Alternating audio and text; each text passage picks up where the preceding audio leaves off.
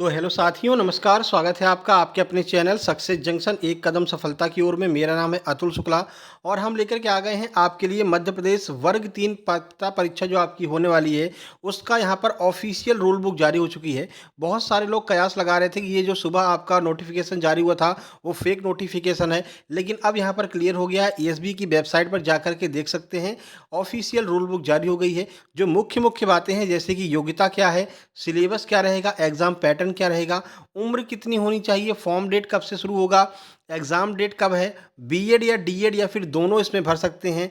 और जो मुख्य मुख्य जानकारी हैं, अपीयरिंग वाले भर सकते हैं कि नहीं भर सकते हैं, अदर स्टेट वाले भर सकते हैं कि नहीं भर सकते हैं, ये सारी जानकारी हम आपको इसमें देने वाले हैं। ठीक है, तो वीडियो को लाइक करके चैनल को सब्सक्राइब कर लीजिए, जिससे कि मध्य प्रदेश में होने वाली सभी भर्ती परीक्षाओं की जानकारी सही समय पर आप तक पहुंच सके। साथ ही साथ में वर्ग 2 और वर्ग 3 की जो हम classes free of cost start कर रहे हैं, कल से शुरू हो रही हैं आपकी वर्ग 3 की क्लासें, वो भी आप तक सही टाइम पर पहुंच सकें। ठीक है, तो चलिए देख लेते हैं क्या क्या यहाँ पर अपडेट देखने को मिला है, क्या क्या चीज़ों में परिवर्तन हुआ है, या सब कुछ पहले के जैसा है। सारी जानकारी आपको देते हैं, आइए देख लेते हैं।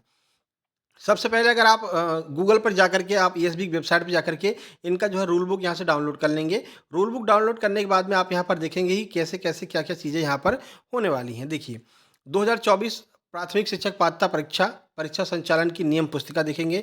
ऑनलाइन पत्र भरने की जो आरंभ तिथि है, यानी ऑनलाइन एप्लीकेशन आपका 1/10/2024 से 1 अक्टूबर से शुरू होगा। अंतिम तिथि आपकी 15/10/2024, 15 दिन का मात्र समय आपको दिया गया है। तो ध्यान रखिएगा, मात्र 15 दिन का समय है फॉर्म भरने के लिए। ठीक है, एकदम धमाका सा कर दिया, 1 महीने के अंदर सब कुछ फॉर्म वॉर्म भरवा करके आपकी एग्जाम डेट भी आ जाएगी। ठीक है, आवेदन में संशोधन करने की तिथि 1/10/2024 से शुरू होकर के 20/10/2024 तक आप लोग आवेदन में संशोधन कर सकते हैं। परीक्षा तिथि जो है वो संभावित रखी गई है 10 नवंबर 2024 रविवार से प्रारंभ है। और इस बार ये कितने दिनों तक चलती है ये क्लियर नहीं किया गया है, क्योंकि जितने फॉर्म भरेंगे उसके आधार पर ही जो है दिनों की संख्या पता चलेगी कि कब तक ये एग्ज़ाम चलने वाला है। पिछली बार काफ़ी दिनों तक ये एग्ज़ाम चला था, क्योंकि पिछली बार बीएड वाले भी फॉर्म भरे थे, जिसकी वजह से काफ़ी ज़्यादा संख्या हो गई थी। इस बार आपको कॉम्पिटिशन कम देखने को मिलने वाला है वर्ग 3 में। ठीक है, देखिए, प्राथमिक पात्रता परीक्षा अनारक्षित अभ्यर्थियों के लिए जो परीक्षा शुल्क है वो ₹500 रखा गया है, और जो अदर स्टेट वाले हैं वो इसी अनारक्षित में ही इस बार फाइट करेंगे। ठीक है, केवल मध्य प्रदेश के मूल निवासी जो एससी, एसटी, ओबीसी, ईडब्ल्यूएस, दिव्यांगजन हैं, इन लोगों के लिए ₹250 फीस रखी गई है। अदर स्टेट के जो ओबीसी, एससी, एसटी होंगे, वो सब यहाँ पर जनरल में ही काउंट किए जाएंगे। ठीक है, हालांकि यहाँ पर क्लियर नहीं किया है अभी भी कि अदर स्टेट वालों के यहाँ पर फॉर्म भर सकते हैं या नहीं, लेकिन क्योंकि अनारक्षित रखा गया है, पिछली बार भी अनारक्षित में ही फॉर्म भरे थे, तो इस बार भी वो लोग अनारक्षित में ही फॉर्म भरेंगे, यानी यूआर में काउंट किए जाएंगे। ठीक है, कियोस्क के माध्यम से ऑनलाइन भरने वाले अभ्यर्थियों तो एमपी ऑनलाइन का पोर्टल शुल्क ₹60 जो है एक्स्ट्रा लेगा, तो 560 का आपका फॉर्म भरा जाएगा कियोस्क के माध्यम से भरेंगे तो। चलिए, अगली जो महत्वपूर्ण चीज़ है वो है ऑनलाइन परीक्षा पद्धति समय सारणी, यानी कब कब आपका एग्ज़ाम होगा। तो 10 नवंबर 2024 से शुरू होगा, 2 पालियों में आपका एग्ज़ाम होगा। पहली पाली के लिए आपको सुबह 7 से 8 बजे के बीच में पहुंच जाना है एग्ज़ाम सेंटर पर, जो कि आपका रिपोर्टिंग टाइम होगा। 8:50 से 9 बजे तक 10 मिनट जो है महत्वपूर्ण निर्देश पढ़ने के लिए टाइम दिया जाएगा, और 9 से 11:30 यानी कि 2.5 घंटा आपका एग्ज़ाम होने वाला है। सेम यही प्रक्रिया सेकंड पाली में दोपहर 12:30 से 1 बजे 1:30 बजे तक आपको पहुँचना है। 2:20 से 2:30 का समय जो है आपको निर्देश पढ़ने के लिए दिया जाएगा, और 2:30 से 5 बजे यानी 2.5 घंटे तक आपका एग्ज़ाम होगा। ठीक है, अब देखिए, कुछ महत्वपूर्ण बातें हैं जो बिल्कुल इंपॉर्टेंट है, उनको पढ़ लेते हैं। तो आधार कार्ड होना अनिवार्य है, ठीक है, जो कि वेरीफाई होना चाहिए। बाकी ये सारी चीज़ें वही हैं, मतलब कि क्या-क्या आप लेकर के जा सकते हैं। पैन कार्ड ले जा सकते हैं, आधार कार्ड ले जा सकते हैं, ड्राइविंग लाइसेंस वगैरह ले जा सकते हैं। अपनी जो है फ़ोटो युक्त जो मूल पहचान पत्र होगा वो आपको ले जाना है। बाकी वीआईडी की जानकारी, आधार कार्ड की छायाप्रति, यानी कि एक फ़ोटोकॉपी आपको आधार कार्ड की ले जाना है। ठीक है, समय सारणी दौरान आपकी बहुस्तरीय बायोमेट्रिक का सत्यापन अनिवार्य, यानी कि आपके अंगूठे की जो है बायोमेट्रिक की जाएगी, जिसमें कि आपको थोड़ी समय पहले ही आपको पहुंचना, इसलिए 1 घंटे पहले बुला रहे हैं। बाकी ये नॉर्मल सारी चीज़ें वहाँ पर दी गई, सनग्लास वगैरह पहन करके आपको नहीं जाना है। ठीक है, प्रवेश पत्र आपको लेकर के जाना है। रोजगार कार्यालय में जीवित पंजीयन होना अनिवार्य होगा। तो अभी आप लोग रोजगार जो पंजीयन है वो अगर जीवित ना हो तो आप उसको दोबारा से बनवा सकते हैं, या फिर उसको रीजनरेट कर सकते हैं और अपडेट कर सकते हैं। अपना रोजगार पंजीयन जरूर ये बनवा लीजिए, क्योंकि ये बाद में बहुत दिक्कत जो है हो जाती है। ठीक है ना।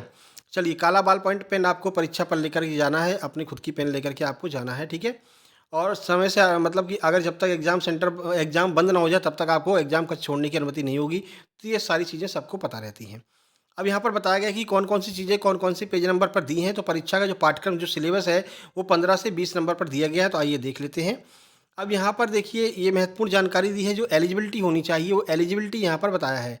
देखिए यहाँ पर कुछ परिवर्तन भी किए गए हैं पिछली बार में।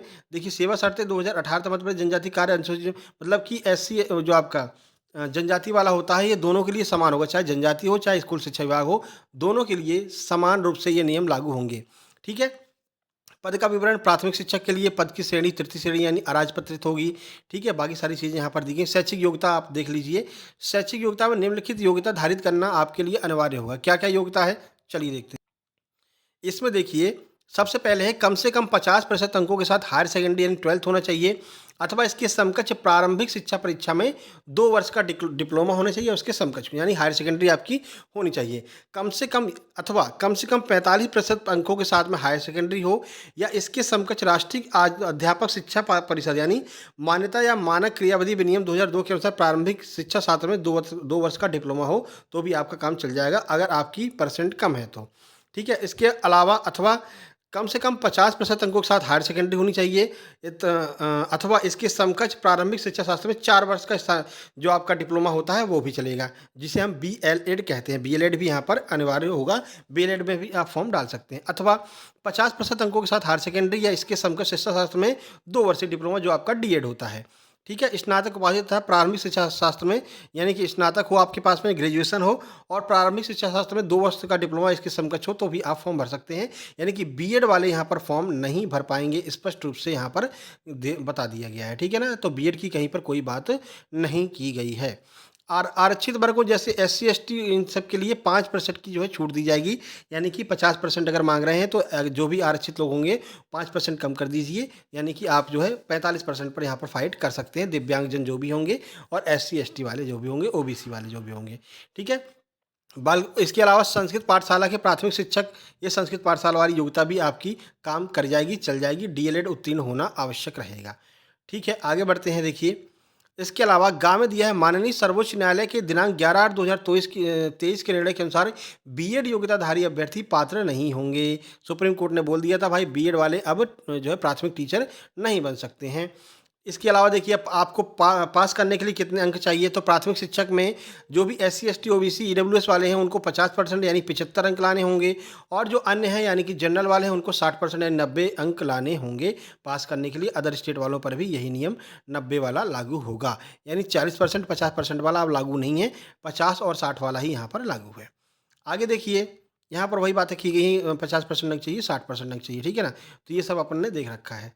चलिए आगे बढ़ लेते हैं और कुछ महत्वपूर्ण जानकारी देख लेते हैं। चलिए आगे बढ़ते हैं। देखिए यहाँ पर और थोड़ा सा नीचे जाएंगे तो यहाँ पर वेतनमान वगैरह दिया है। जब आप सिलेक्ट हो जाएंगे तो भाई आपको न्यूनतम वेतनमान 25,300 प्लस महंगाई भत्ता, भर्ती नियम, ये सब यहाँ पर दिया गया है। तो पहले आप लोग सिलेक्ट हो जाएंगे, उसके बाद ये काम जो है होगा।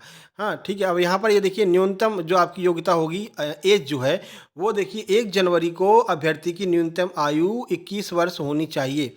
अधिकतम आयु तत्समय प्रचलित सामान्य प्रशासन विभाग के नियमों के अनुसार मान्य होगी। यानी कम से कम 21 वर्ष आपकी एज होनी चाहिए 1 जनवरी को।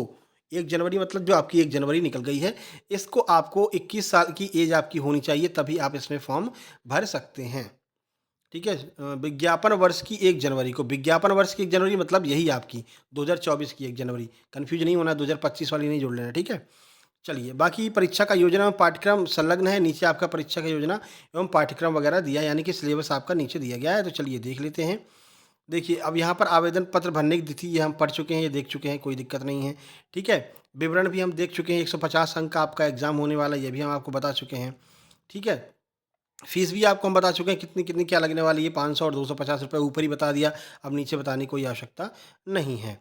एग्जाम सेंटर देख लीजिए, बालाघाट, भोपाल, ग्वालियर, इंदौर, जबलपुर, खंडवा, नीमच, रतलाम और रीवा, सागर, सतना, सीधी, उज्जैन, यहाँ पर जो है आपके एग्जाम सेंटर भी पहले ही बता दिए गए हैं। ठीक है। उसके बाद में बाकी ये सारी चीज़ें दी गई हैं भैया, आप लोग टाइम से पहले नहीं निकलेंगे, आपके एग्ज़ाम में नॉर्मलाइजेशन होगा क्योंकि अलग अलग शिफ्ट में आपका एग्ज़ाम होने वाला है। आप जब पेपर देने बैठेंगे तो 5 मिनट पहले पासवर्ड आएगा, उसके माध्यम से ही आप जो है अपना जो है अपनी ID लॉगिन कर सकते हैं और एग्ज़ाम तभी आपका शुरू होगा। और आपको आधार कार्ड वेरीफाई करवा लेना है और आधार कार्ड लॉक नहीं होना चाहिए। अनलॉक कैसे करेंगे आधार कार्ड, उसके ऊपर है कि हम छोटी सी वीडियो बना देंगे, आप अपने मोबाइल के माध्यम से ही अनलॉक कर सकते हैं। इसलिए चैनल को सब्सक्राइब जरूर कर लेना, जिससे कि सारी वीडियो आप तक पहुंच सके। सिलेबस देख लीजिए जो आपके लिए बहुत ज़्यादा महत्वपूर्ण है। देखिए 150 अंकों की होगा आपका एग्जाम, 2.5 घंटे रहेगी आपकी टाइमिंग, ठीक है। 1 अंक होगा, कोई ऋणात्मक माइनस मार्किंग नहीं है। सभी प्रश्न एमसीक्यू के आधार पर होंगे, ठीक है, यानी कि आपका ऑब्जेक्टिव होंगे। सबसे पहले 1 नंबर पर बाल विकास शिक्षा शास्त्र, जिसे हम सीडीपी कहते हैं, 30 अंक का होगा और 30 प्रश्न आएंगे। और सीडीपी की क्लास कल से शुरू हो जाएगी। जो महत्वपूर्ण आपके प्रश्न अभी तक आए हैं सबको, वर्ग 2 के, वर्ग 3 के, अब तक जितने भी प्रश्न आए हैं वही प्रश्न आएंगे, कोई अलग से नहीं आने वाला, ठीक है। तो बिल्कुल परेशान नहीं होना, हम पूरी तैयारी आपकी करवाएंगे free of cost. Language 1, language 2 30-30 अंकों की होगी, 30-30 मार्क की होगी, ठीक है। गणित आपका 30 नंबर का होगा, 30 क्वेश्चन होंगे। ईवीएस जो है आपका वो भी 30 नंबर का, 30 क्वेश्चन होंगे। कुल 150 नंबर के 150 क्वेश्चन होंगे, ठीक है। सीधी सीधी बात आपका यहाँ पर क्लियर हो रही है। और कोई जानकारी आपको चाहिए तो कमेंट बॉक्स में कमेंट कर सकते हैं।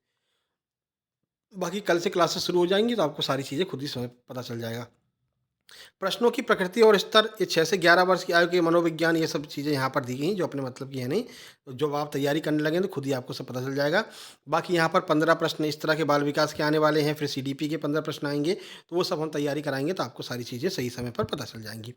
तो चलिए, ये जानकारी महत्वपूर्ण थी, सबके पास शेयर कर देना। टेलीग्राम चैनल की लिंक डिस्क्रिप्शन बॉक्स में दी गई है, उसको ज्वाइन कर लेना। और कोई क्वेरी हो तो आप कमेंट बॉक्स में कमेंट करके हमसे पूछ सकते हैं। मिलते हैं किसी नई वीडियो में नई अपडेट के साथ में, तब तक के लिए नमस्कार, धन्यवाद।